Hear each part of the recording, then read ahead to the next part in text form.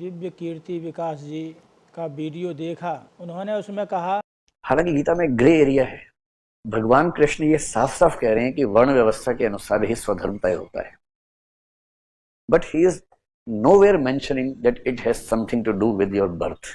कह नहीं रहे, हालांकि प्रैक्टिकली देखें तो उससे सेंस वो निकलती है। बट हाँ, आप कह सकते हैं कि जो भगवान कृष्ण है वो खुद वर्ण व्यवस्था को एक अर्थ में रिजेक्ट कर रहे हैं क्योंकि वो यदुवंशी थे और बाद में वो युद्ध में मतलब रणनीतिकार बन गए, स्ट्रेटेजिस्ट बन गए हैं। ये कहना सर्वथा शास्त्र विरुद्ध है। उससे पहले भी उन्होंने जो है एक वीडियो में सम्मुख है और सीता जी के विषय में कुछ कहा था। तो हमने उनसे कहा था कि नहीं, जैसा लिखा होता है पुराणों में, वेदों में, उसका सीधा वैसा अर्थ नहीं होता। वो भ्रम के कारण हम उसका अर्थ का अनर्थ करने लगते हैं। और उनके से भी कहा था हमने कि रामस्य भगिनी सीता असंगत्या सुसंगति ही पार्वती पति गोविंदो कालस्य कुटला गति। आप इस श्लोक का अर्थ बताइए, किंतु आज तक उनके द्वारा इस श्लोक का अर्थ नहीं बताया गया।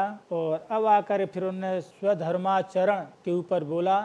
हाँ, आप कह सकते हैं कि जो भगवान कृष्ण है वो खुद वर्ण व्यवस्था को एक अर्थ में रिजेक्ट कर रहे हैं क्योंकि वो यदुवंशी थे और बाद में वो युद्ध में मतलब रणनीतिकार बन गए, स्ट्रेटेजिस्ट बन गए हैं। चातुर्वर्ण मया सिस्टम गुण कर्म विभागशः।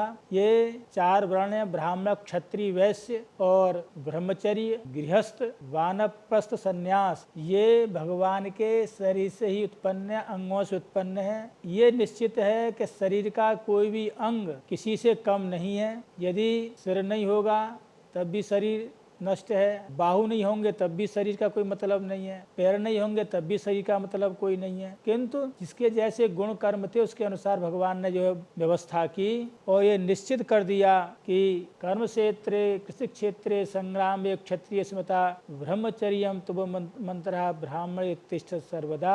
जो हमारे वैश्य लोग हैं उनकी वार्तावृत्ति है, कृषि कर्म करना चाहिए। क्षत्रियों का जो है अपने युद्ध के द्वारा पराक्रम के द्वारा दीनहीन और मातृभूमि की रक्षा करनी चाहिए। और ब्राह्मणों के लिए जो है ब्रह्मचर्य सत्य जप तप और विद्या अध्ययन वेद का स्वाध्याय ये सदा सर्वदा करते रहना चाहिए। इससे हटकर व्यवस्था नहीं करनी चाहिए। जिसका जो स्वधर्माचरण, जिसका जो धर्म है, यदि उसके अनुसार वो व्यक्ति चलेगा तो निश्चित रूप से जो है अपने लक्ष्य को प्राप्त कर सकता है। कि स्वकर्मणा तम अभ्यर्च्य सिद्धिम विन्दन्ति मानवः। स्वधर्म या स्वकर्म में जो जीविकार्थ कर्म है और जो कुछ परलोकार्थ जीविकार्थ कर्म है, कुछ संपत्ति पत्ति भेद से परिवर्तित हो जाता है। जो जिसका जो कर्म है उसके अनुसार ही जो है चलना चाहिए। और भगवान जो गीता में जो बात कही है उसका जो विस्तार है वो 11 स्कंद में है। तो भगवान ने वहाँ पर जो है स्पष्ट रूप से कहा है कि स्वेश अधिकारे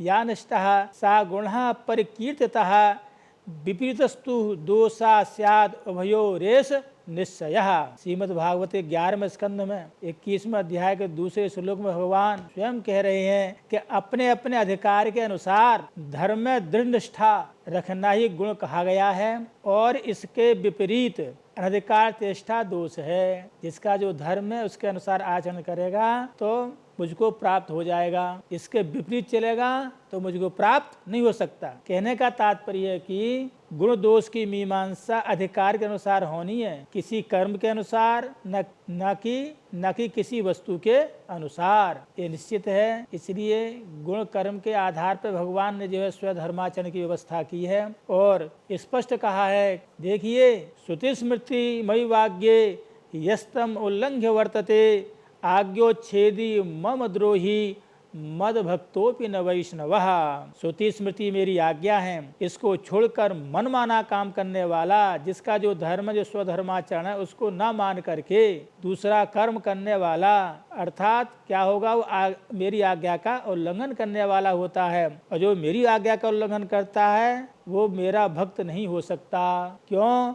अपहाय निजम कर्म कृष्ण कृष्णेति वादिनः ते हरेर द्वेषणः पापा धर्मार्थम जन्म यद हरे। जो अपने कर्म को स्वकर्म रूप स्वधर्म मानते हैं, जिसका जो कर्म है वही उसको जो स्वधर्म मानते हैं, जो स्वधर्माचरण करते हैं, उस स्वधर्माचरण को छोड़ करके अपने स्वकर्म स्वधर्म को छोड़ करके वो कहते हैं जो कृष्ण कृष्ण करता है, अर्थात अपने धर्म का ब्राह्मण क्षत्रिय वैश्य अपने धर्म का परित्याग करके जो अन्य व्यवस्थाओं के द्वारा मुझे प्राप्त होना चाहते हैं वो मेरे द्वेषी हैं, क्योंकि धर्म के लिए ही मैंने जन्म लिया है। कि व्यक्ति जो वर्ण व्यवस्था सर्वधर्म धर्म संस्थापनार्थाय संभवामि युगे युगे, मैं धर्म की स्थापना के लिए अपना शरीर में जो है निराकार होते हुए साकार में प्रकट होता हूँ। यदि ये स्वधर्माचरण व्यवस्था समाप्त हो जाएगी तो मेरा जन्म लेना भी व्यर्थ हो जाएगा। इसलिए कि भगवान का स्पष्ट निर्देश है कि स्वधर्माचरण पूर्वक ही यदि आप अपने कर्म को करोगे तो मुझे प्राप्त हो सकते हो, और स्वधर्माचरण पूर्व आपने कर्म नहीं किया तो मुझे प्राप्त नहीं हो सकते। और कलयुग में आप देखिए जन्म और कर्म इनसे ही जो है जाति बनती है। कलयुग की व्यवस्था अलग है और अन्य युग की व्यवस्था अलग है। ये अंदर से बात बैठानी चाहिए। देखिए यस्य तीर्यस्यावदातानि विद्या योनिश्च कर्म च एतच्छवे विजानी ही ब्राह्मणाग्रस्य लक्षणम तपः सुतम च योनिश्च इत्येतद् ब्राह्मण कारणम। तपः सुताभ्याम यो यूनो जाति ब्राह्मण एव सह।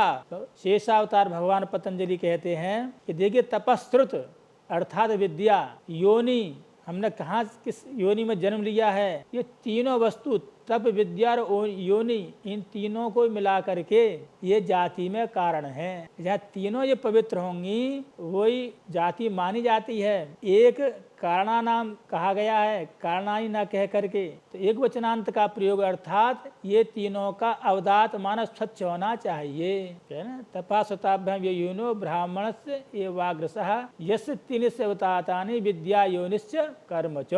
विद्या है, योनि है और कर्म है, ये स्वच्छ होना चाहिए, पवित्र होना चाहिए। हे सभी पवित्र नहीं होंगे तीनों तो वो जाति से ब्राह्मण नहीं कहा जाएगा। उसको ब्राह्मण नहीं कह सकते, केवल ये कह सकते हाँ भाई ये जो ब्राह्मण कुल में इसने जन्म लिया है। तपासताभ्याम ये यूनो जाति ब्राह्मण एवसा, तप से और मतलब विद्या से और योनि से जो हीन है उसको तप और विद्या से जो हीन है अर्थात समय एक भी वस्तु न रही तो ये कह सकते हैं हाँ भाई ठीक है चलो ब्राह्मण कुल में इसने जन्म लिया है। तो इसलिए शिवे ये संबोधन है। तो ब्रह्मा से लेकर आज तक जिसका वंशानुक्रम ठीक चल रहा है वे ही ब्राह्मण यज्ञ पूजा पाठ भागवत इत्यादि के अधिकारी हैं। तीनों वस्तु होनी चाहिए। एक बार फिर बोल देता हूँ, माय श्रोता कहते हैं गुरुजी एक बार फिर ध्यान से सुनिए। त्रीणि यस्यावदातानि विद्या योनिश्च कर्म च एतच्छवे विजानीहि ब्राह्मणाग्रस्य कारणम तपः श्रुताभ्याम यो हीनो जाति ब्राह्मण एव सह। इस कलयुग में जो है जाति से ही जो है ब्राह्मण गृहीत होता है और जाति भी होनी चाहिए, उसके अनुसार कर्म भी होना चाहिए और धर्म भी होना चाहिए। जब जाकर उसी ब्राह्मण संज्ञा हो गया। अन्य युगों में जैसे पंचम स्कंध में मैं इसको पहले भी कह चुका हूँ, वहाँ कर्म के अनुसार जो है जाति परिवर्तित थी। इस युग की बात नहीं है। यही अंसा एक सीतिर जायते जानते यह पितुरादेश करः महाशालीनः महाश्रोत्रियः यज्ञशीलः कर्म विशुद्धा ब्राह्मणा बभूभु। तो आपके जो है ऋषभ जी जयंती के 81 पुत्र पिता की आज्ञा का पालन करने वाले थे और वो अति विनीत महान वेदज्ञ निरंतर यज्ञ करने वाले थे। वे पुण्य कर्मों का अनुष्ठान करने से अर्थात पुण्य कर्मों का अनुष्ठान करने से शुद्ध होकर के ब्राह्मण हो गए। ये बात इस कलयुग की नहीं है, ये बात अन्य युगों की है? तो इस युग में इस बात को नहीं कहा जा सकता। आप शंका कर सकते हैं कि जो है जो राजकुमार जो है क्षत्रिय पुण्य कर्मों के प्रभाव से शुद्ध होकर जब ब्राह्मण हो गए तो जाति से ब्राह्मण माना जाए, ऐसा आग्रह क्यों, यह आप प्रश्न कर सकते हैं। किंतु नहीं, ब्राह्मणा याजनाध्यापनादि विप्र कर्म निष्ठत्वेन तत्शब्द वाच्य। ये बात पहले भी कह चुके हैं। यह करना, कराना, पढ़ना, पठन पाठन अन्य युगों में ब्राह्मण निष्ठ ही थे। ब्राह्मण की कृपा से ही ब्राह्मणों में ब्राह्मण भाव उत्पन्न होता था। युगांतरे ब्राह्मण कर्मणा क्षत्रियादिरपि ब्राह्मणता भवति ही। अन्य युगों में जो मैथिली सृष्टि से उत्पन्न नहीं होने वाले क्षत्रियादि वह ब्राह्मणोचित आचरण करते थे तो ब्राह्मण हो जाते थे। जैसे विश्वामित्र जो हविष्य अर्थात एक ब्राह्मणी के निमित्त था वे विश्वामित्र की माता ने खा लिया, तो चरु के कारण क्षत्रिय के धर्म न होकर के ब्राह्मण के धर्म थे। और भगवान ऋषभ देव के 81 जिनकी चर्चा हो रही है, उनका जन्म भगवान से है। तो भगवान का जन्म और कर्म दिव्य होते हैं, साधारण मनुष्यों की बात नहीं। क्यों? साधारण जो मनुष्य होते हैं वो रज और वीर से उत्पन्न होते हैं, तो उनके विषय में जो है ये बात नहीं होगी कि कर्म से जाति हो जाएगी। जन्म से जाति नहीं मानी जाती। विद्या है, कर्म है और योनि है, तीन ही होनी चाहिए। कलौ ब्राह्मणता वीर्या तपश्चर्या देना नहीं, स्पष्ट कहा है।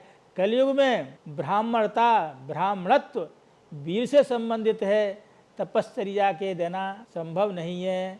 तपश्चर्या देना नहीं तपसा, तप के द्वारा और जो है किसी प्रकार के अन्य प्रकारों के द्वारा जो ब्राह्मण से संभव नहीं है। और भी कहते हैं ब्रह्मवीर्यं ब्रह्म क्षेत्रम संस्कारा ब्रह्म संभवाः ब्राह्मणः कारणात् ब्रह्म विद्या योनिर्ब्राह्मणो भवेत्। ब्राह्मण का वीर हो और उसके सभी संस्कार हों और ब्राह्मण से उत्पन्न हो और उसमें विद्या है और उसकी योनि है और उसके जो कर्म है वो ब्राह्मणवत होने चाहिए। इन 5 लक्षणों से लक्षित ब्राह्मण कहलाता है। ब्राह्मण्याम ब्राह्मणो जातो ब्राह्मणा स इति श्रुति ही, ब्राह्मणी से, ब्राह्मण से उत्पन्न ही ब्राह्मण कहलाता है।